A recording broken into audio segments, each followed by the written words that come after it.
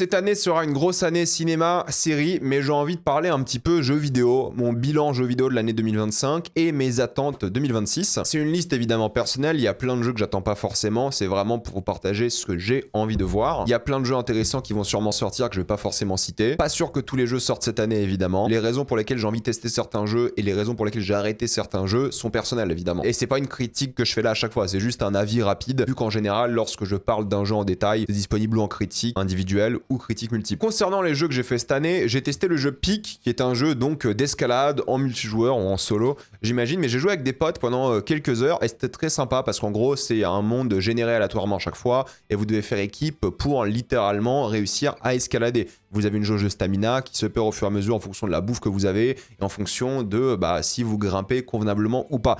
Et honnêtement, j'y rejouerai peut-être plus jamais, ou sauf si mes potes ils ont envie de faire une petite partie de Peak comme ça, mais ça dure quand même 1h30, 2h une partie si ça se passe plutôt bien. C'est sympa. Voilà, honnêtement c'est sympa, c'est cool entre potes, c'est ce genre de party game sympathique, cool en multijoueur. Quand vous avez rien à faire avec vos potes, vous lancez une petite partie de Peak, c'est divertissant, c'est rigolo, il y a de l'entraide parce que du coup vous devez vraiment aider vos potes. Et si vous vous perdez en explorant, il y a plein de défis environnementaux avec le soleil qui vous crame, des tornades, des choses comme ça. Donc c'est cool de gérer un peu la stratégie avec vos potes. Et c'est possible que uniquement l'un de vos potes survive à la fin. C'est possible de tous survivre. C'est hyper divertissant de voir tes potes mourir, d'essayer de les aider. Bon, ça fait le taf. J'y jouerai pas toute ma vie, mais de temps en temps une petite partie de Peak, pourquoi pas, c'est assez divertissant. Et j'ai payé genre 7 € je crois, un truc comme ça. Donc c'est vraiment accessible. C'est une pinte au bar quoi. Donc à un moment c'est cool entre potes. Star Wars Battlefront 2, je l'ai un peu racheté, vous savez, avec la hype Star Wars concernant Andor. Je l'ai acheté quoi pour 3 € je crois, enfin ça coûtait que dalle. Et c'est vrai que j'y jouerai pas spécialement, mais pour juste replonger dans l'univers de Star Wars, être sur une map Star Wars avec la musique, avec la DA, avec l'ambiance, c'est très divertissant, c'est très fun de ce point de vue-là. Après en termes de gameplay, moi les jeux multijoueurs m'intéressent pas des masses, donc malheureusement j'y jouerai pas spécialement. Mais si un jour mes potes me disent viens on lance un Battlefront, ou alors l'envie me prend de me perdre un petit peu dans le monde de Battlefront et de Star Wars dans les 3 trilogies, là pourquoi pas, parce qu'il y a un truc un peu de nostalgie, il y a un truc un peu satisfaisant d'être dans ces univers là. Donc peut-être je vais juste booter une map, voir ce que ça donne pour l'ambiance, pour la musique, pour la DA avant tout, plutôt que pour le jeu en question. Mais c'est vrai que j'y jouerai pas des masses. Mais si un jour il y a un Battlefront 3 qui sort et il sort de manière complète, pas comme celui-ci qui est sorti de manière catastrophique en 2017, peut-être je l'achèterai parce que j'aurais envie de remplir dans ce Star Wars par nostalgie. En termes de jeux multijoueurs, j'ai essayé de jouer à Deadlock avec des potes. Donc Deadlock c'est le nouveau jeu de Valve et Valve ils font plus de jeux malheureusement. On attend tous Half-Life 3 évidemment, mais ça fait 20 ans qu'on attend. Mais Deadlock c'est donc un MOBA 3ème personne qui apparemment est très bien sur le papier. Mais je suis trop vieux pour ce genre de truc. Non mais je vous jure, je suis trop vieux pour apprendre à jouer à un MOBA aujourd'hui. J'ai fait mes 1500 heures sur Dota, j'ai joué à LoL et tout. Là, c'est un peu différent évidemment. Mais en plus, il faut viser. Je suis nul quand il faut viser. Et il faut aussi avoir une stratégie de build, de personnages à prendre, de patterns. C'est trop compliqué. Pour moi, aujourd'hui, le fait de devoir apprendre un MOBA, c'est juste impossible. Donc, j'y jouerai plus jamais, je pense. Mais je comprends les qualités. Je comprends pourquoi les gens aiment, pourquoi les gens sont addicts à Deadlock. C'est encore un jeu qui n'est pas sorti techniquement. Mais c'est vrai que personnellement, trop compliqué. Trop compliqué et j'ai plus la patience pour ce genre de truc. Je me suis un peu perdu sur pas mal de jeux Steam Deck, genre Cult of the Lamb. J'ai bien aimé parce qu'au fait, c'est à la fois un jeu de gestion de ville, donc vous avez des sortes de serviteurs parce que vous avez une secte et vous devez gérer la ville avec ce côté où vous bâtissez de nouvelles structures, vous créez une sorte de culte littéralement et vous devez gérer votre petite communauté. Et en même temps, c'est un jeu d'action-aventure où vous allez dans des zones, dans des mondes en mode die and retry, vous devez tabasser des mobs et avancer progressivement dans les différents mondes, mais en même temps, il faut gérer la ville pour se donner des bonus et il faut apprendre à jouer parce que voilà, c'est un jeu en 2D d'action qui est de plus en plus dur. Et j'ai joué 9 heures à ce jeu et ça m'a suffi. Genre, j'ai pas fini le jeu, mais j'ai fait le tour et ça m'a suffi. Je me suis dit, ok, je peux le poser, c'est cool, c'est divertissant, je peux passer à autre chose. C'est pas que c'est un mauvais jeu, c'est très divertissant, c'est très cool, mais vous savez, ce genre de jeu où au bout de 9 heures, j'ai fait le tour. Non mais vraiment, j'ai pas envie de continuer, j'ai pas envie de finir, j'ai vraiment fait le tour et ça m'a suffi. Donc Cult of the Lamb, c'est très sympathique, mais voilà, pendant 8 à 9 heures, après, franchement, tu t'ennuies un petit peu parce que c'est vraiment tout le temps la même chose. Là où Dead Cells, j'ai vraiment essayé de faire Dead Cells, trop compliqué.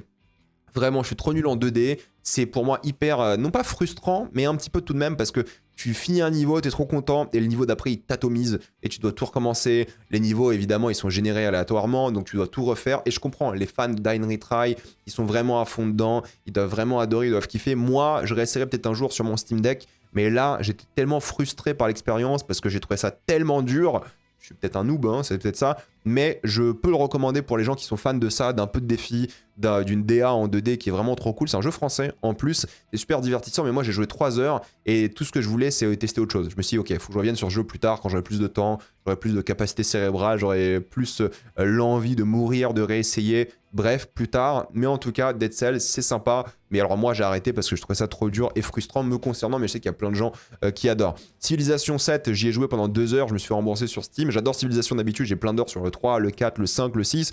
Celui-ci, j'ai joué 2 heures quand il est sorti, la semaine de sa sortie. J'ai essayé, je me suis dit non, en fait, il n'y a rien pour moi d'intéressant ici. Il n'y a rien de convaincant, il n'y a rien qui me donne envie de me plonger pendant des heures et des heures sur Civ 7.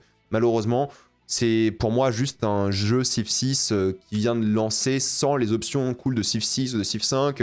Bon, pour moi, c'est sans intérêt malheureusement. Peut-être dans quelques années, quand il y aura les DLC, il y aura plus du jeu, là je réessayerai. Mais là, à sa sortie, j'ai pas du tout aimé, ça m'a pas du tout convaincu. J'ai essayé 2 heures, hein, je me suis remboursé parce que c'est sur Steam, hein, c'est 2 heures. Je me suis dit, vas-y, je donne sa chance. Mais normalement, en Civilisation, moi ça m'accroche, j'y joue 100 heures, quoi. Là, ça m'a pas du tout accroché, malheureusement.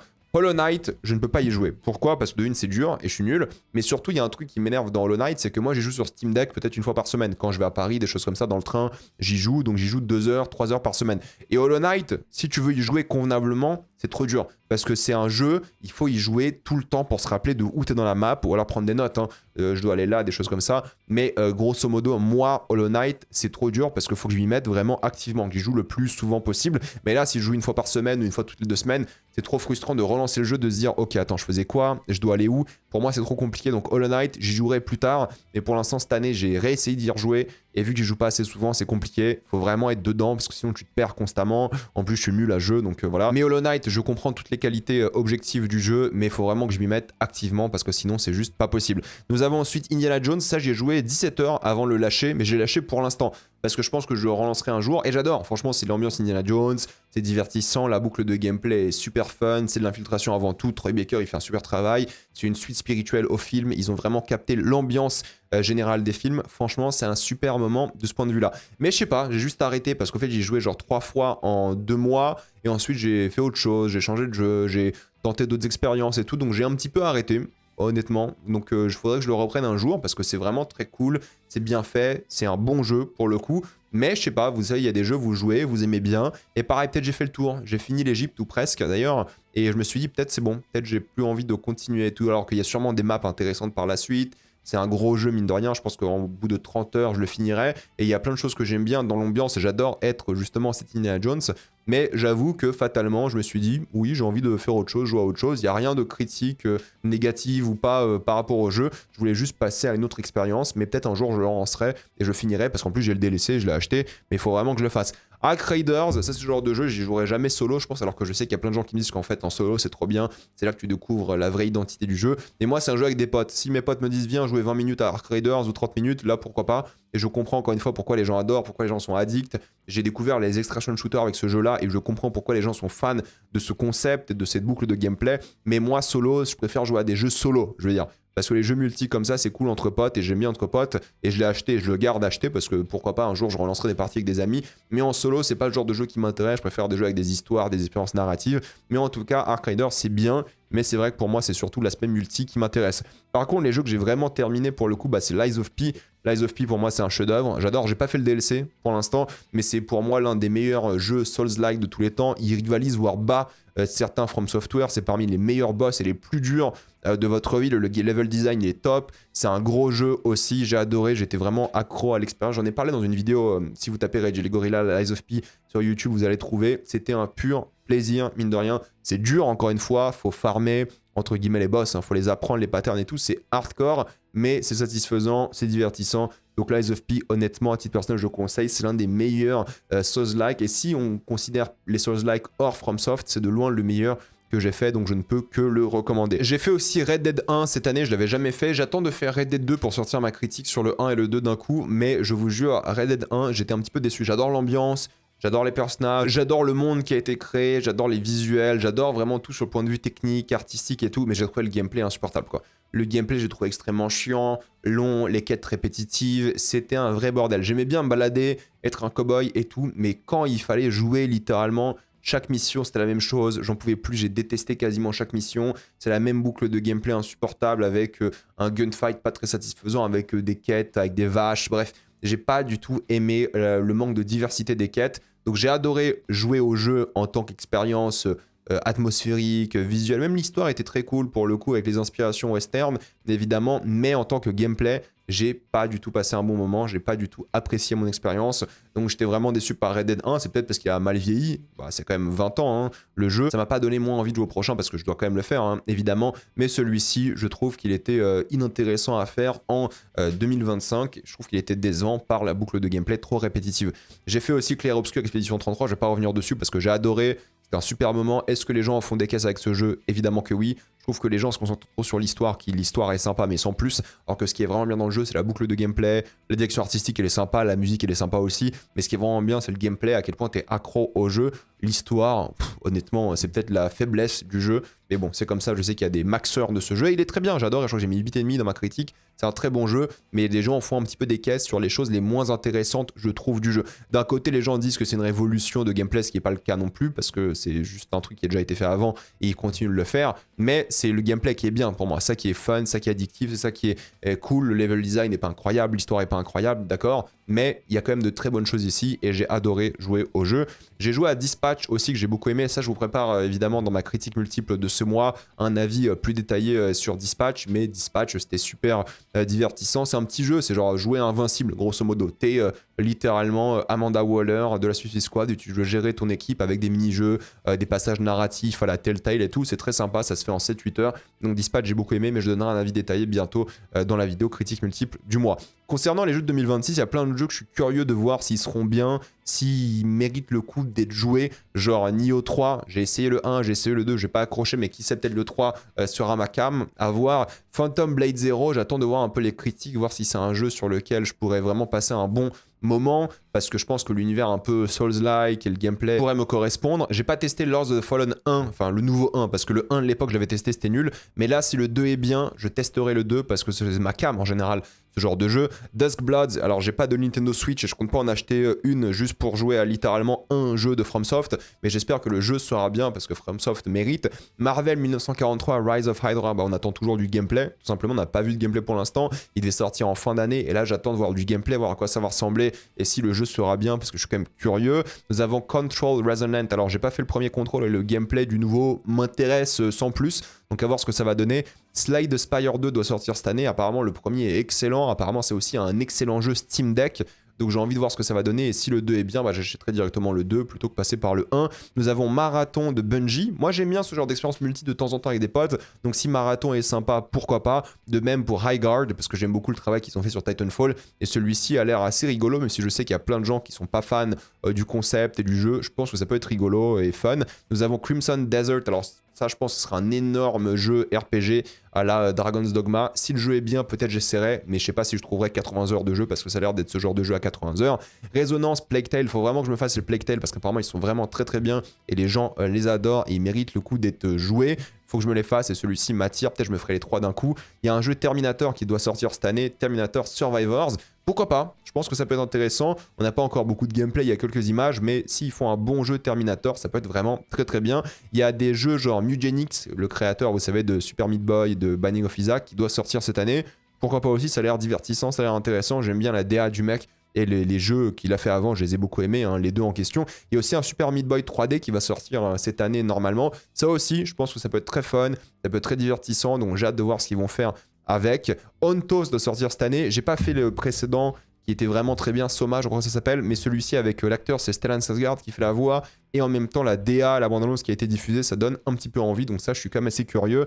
Et Kern, ça a l'air d'être un jeu d'alpinisme vraiment divertissant, j'ai vu plein de gens en parler, donc je le garde aussi dans ma liste. Nous avons aussi les jeux que j'ai envie de faire cette année, bon GTA 6, faut même pas en parler, hein, c'est le jeu que tout le monde a envie de faire, j'espère qu'il sera au niveau, j'attends de voir du gameplay avant tout de même, parce que même si personne n'a besoin de voir du gameplay de GTA 6 pour l'acheter, moi j'ai envie d'avoir du gameplay avant de sauter dessus. 007 First Light, ça a l'air vachement bien, ça donne vraiment envie, ça a été décalé de mars à mai, et j'ai clairement envie d'y jouer. Marvel's Wolverine, ça donne vraiment envie aussi. Alors, je suis un peu moins fan de ce que j'ai vu du gameplay, mais ça peut être vraiment divertissant et j'ai hâte. Cette année, je dois impérativement me faire tous les Resident Evil Remake, le 2, le 3, le 4, et le 7, 8 et Requiem. Si j'arrive à faire ça avant Requiem, ça serait parfait. J'ai hâte de voir ce que ça va donner aussi celui-ci parce que ça me donne envie de me plonger dans Resident Evil. Silent Hill 2 Remake, ça je vais le faire avant la sortie du film. Donc là, je vais le faire ce mois-ci sur Twitch en direct. J'en parlerai. Fable, j'espère qu'il sortira cette année parce que ça a l'air vachement bien et ça me donne grave envie. Moi j'aime bien Fable. En plus, Avatar Frontiers of Pandora, du coup je l'ai recommencé là en décembre et je le finirai en janvier avec les DLC. J'en parlerai du coup aussi en vidéo du mois. Du coup, Red Dead 2, c'est peut-être mon année, c'est peut-être l'année où je vais faire ce jeu-là, j'espère. On verra bien. Nous avons Halo Combat Evolved, aussi le remake du premier qui arrive aussi sur toutes les consoles, dont la PS5 et ça m'intéresse parce que j'ai jamais fini le premier Halo à l'époque. Pourtant j'ai acheté la Master Chief Collection, mais là si c'est un pur remake, ça peut être intéressant. Star Wars Galactic Racer, je pense que ça, par pure nostalgie du jeu Pod Racer, je vais l'acheter parce que ça m'intéresse et juste avec des potes, je pense que ça peut être très très sympa. Saros, apparemment Returnal était excellent et Saros c'est la suite spirituelle, donc j'ai envie de tester ça. En plus j'aime bien l'acteur.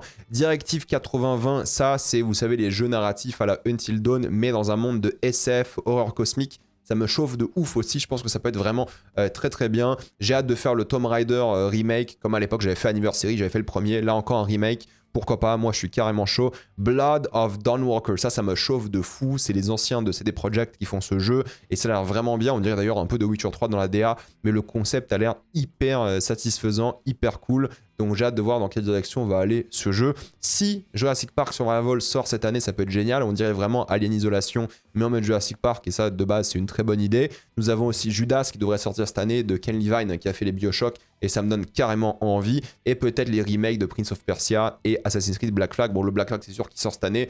Le Prince of Persia, ça m'intéresse aussi. J'aimerais bien me replonger dans ces univers-là. Donc voilà, c'était les jeux que j'ai arrêtés cette année. C'était aussi les jeux que j'ai fait de manière complète et mes attentes 2026. J'attends votre avis dans les commentaires. Dites-moi les jeux que vous attendez le plus cette année. Pensez à vous abonner à la chaîne pour voir les prochaines vidéos. Mettez un j'aime, ça aide beaucoup la chaîne. Suivez-moi sur tous mes réseaux. Maintenant, toutes les vidéos sont disponibles en mode podcast. Mais suivez-moi aussi sur Instagram, TikTok et Twitch. Et moi, je vous dis à la prochaine fois. Salut à tous.